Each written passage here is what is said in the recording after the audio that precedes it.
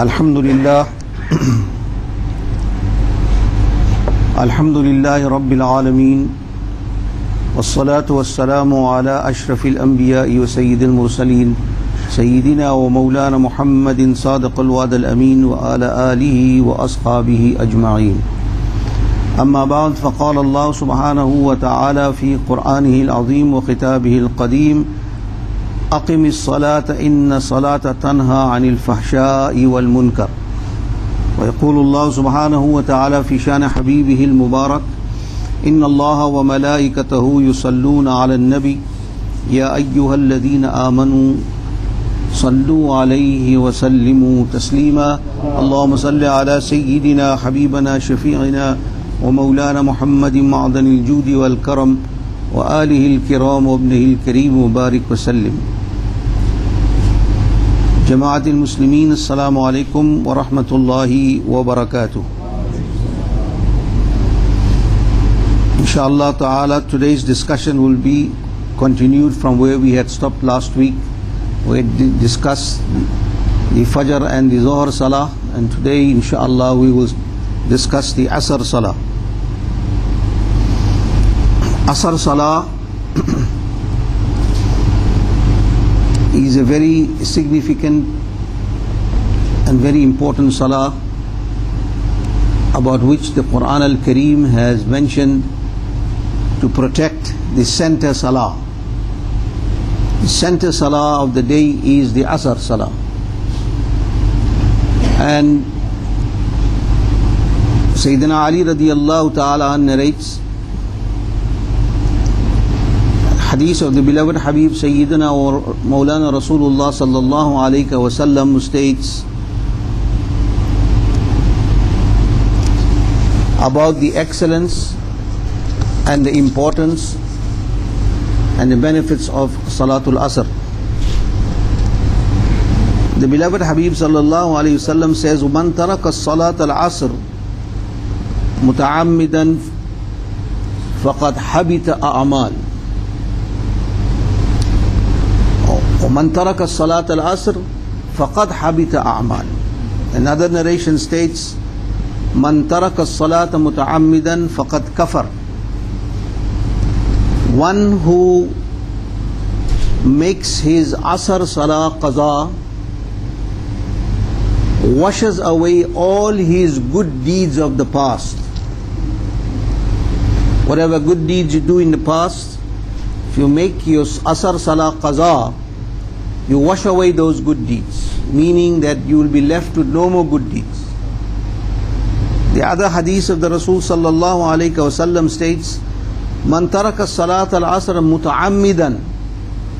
One who makes his Asr Qaza intentionally,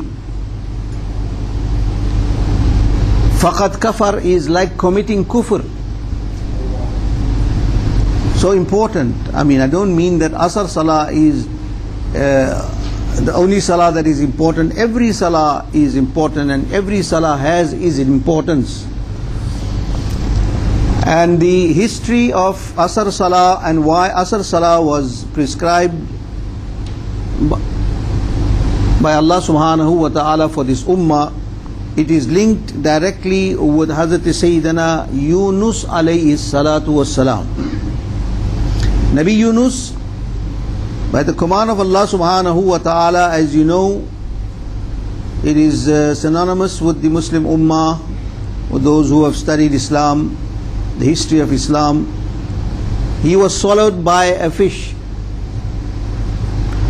By the command of Allah, Yunus alayhi salam was swallowed by a fish. And he was imprisoned in the stomach of the fish, and he was very concerned about four things. Sayyidina Nabi Yunus alayhi salatu wasalam's first concern and fear was the darkness of the stomach of the fish. Obviously there is no light there. You go in the dark, in the stomach, it's dark. Secondly, the fish that swallowed him was swallowed by another fish. Now you can imagine what was the size of that fish, and that swallowed a prophet of Allah, a human being, and human size of the human going back into history. As you go back, the size of the human will increase until you reach Hazrat Sayyidina Nabi Adam ala Nabi alayhi salatu wassalam, who was the first human to set foot. His height was approximately 47 to 48 meters. So as you go back in time, the size of things and the length of period of time also increases. And as you come down, you go towards the last hour, towards Qiyamah, the size and age and time period of everything, even the volume of risk, will decrease.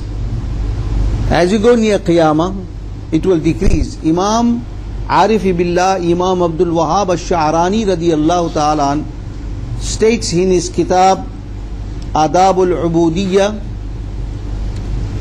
that once in his lifetime he was engrossed, captivated in the remembrance of Allah subhanahu wa ta'ala, which in common language you will say in a state of wajd. When you get wajd, in the remembrance of Allah subhanahu wa ta'ala, you forget everything besides Allah. That is the most excellent state a human can ever achieve in his lifetime. Being lost in the love of Allah is a real remembrance of Allah subhanahu wa ta'ala, and this state of fana and this state of spiritual rapture or spiritual wajd is very important. Now you should practice this at home and meditate. Sit in a dark area, preferable, where there is no sound. See, awliya Allah, Sayyidina Ghaus al-Azam, Sayyidina Shaykh Abdul Qadir al-Jilani radiyallahu ta'ala an, used to go into the bush, in the jungles. Hazrat Khaja Gharib Nawaz Mu'inuddin Chishti Ajmeri radiyallahu ta'ala an went into the mountains. He sat in a cave. It is stated that the Mashayikh and Awliya and Salihin, when they went in the quest and search of Allah subhanahu wa ta'ala's proximity, they left the city area and they went into a place where there was no sounds heard. So much so that it states that one of the factors that distracts you at the time of meditation in the love of Allah is you should not even hear the sound of a barking dog. That also is a form of disturbance. Now, at least we can have these moments in your own home. अपने घरों के अंदर आदमी को अगर अल्लाह सुब्हानहू व तआला की मोहब्बत का गलबा हो और शौक हो, तो वो रात के वक्त उठ जाए जब सब सो रहे, late portions of the night or the third portion of the night. The third portion of the night is the most excellent night, excellent time, that is around the time of tahajjud. The third portion of the night, that is prior to the last portion, the fourth portion, where you get the subh sadiq or the daybreak, remembrance of Allah subhanahu wa ta'ala. So remembrance, you need a place of solitude. You should go into a place of solitude, and if it is difficult for us, I mean, we are working class people and you don't expect people to leave their homes and go into the jungles. But if Allah's mercy is with you, you can do it in your homes. You can do it in the corner of your room. You can do it in any corner of your house. Sit down and meditate. However, the darkness, Imam Ash-Shafi'i radiyallahu ta'ala also states that when you perform your ibadah, try and perform your ibadah in darkness. Darkness is a factor that enhances concentration. Imam Shafi'i radiallahu ta'ala an had a sister, and his studies were done at night, more so at night when everything was quiet, and he used to tell his sister to light the lamp.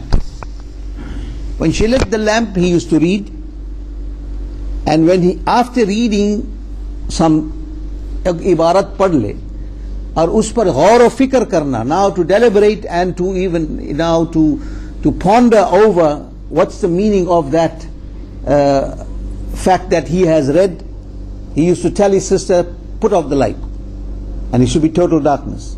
And then in that darkness he used to concentrate as to what was the meaning of what he had read. And this continued all night. Imam Shafi'i used to stay awake all night, and his sister serving him used to also stay awake all night. Now who does that today? At night comes and the first thing we want is to get to bed and sleep. Imam Shafi'i's sister used to assist him. Such was the state of piety and devotion for the service of deen, for the sake of the service of deen, that she used to assist Imam Shafi'i. He did not sleep at night, and she also used to stay awake to put the lamp on, to put it off, to put it on, to put it off. This used to carry on the entire night. So darkness is a very important factor that assists you in your ibadah. Like for example at home or anywhere you're reading, like Fajr Salah, try and read your Fajr Salah in dark. Don't put the light on, read it in darkness. The Maghrib Salah as well, try and put the lights off. And Isha Salah as well, put the lights off. Read in darkness, you will find serenity and peace. You will find that you will concentrate more. So Allah subhanahu wa ta'ala put Sayyidina Nabi Yunus alayhi salam in darkness. That is, he was swallowed by a fish. Number one, that darkness of the stomach of the fish, and then to add to that darkness, that fish was swallowed by another fish. Right. That's two darknesses. The third darkness was the darkness of the ocean where the fish was diving. The qudrat of Allah subhanahu wa ta'ala was kept Sayyidina Yunus alayhi salam alive in the fish. And the third darkness was this swallowing of the fish. It took place at night. Number one, darkness of the stomach.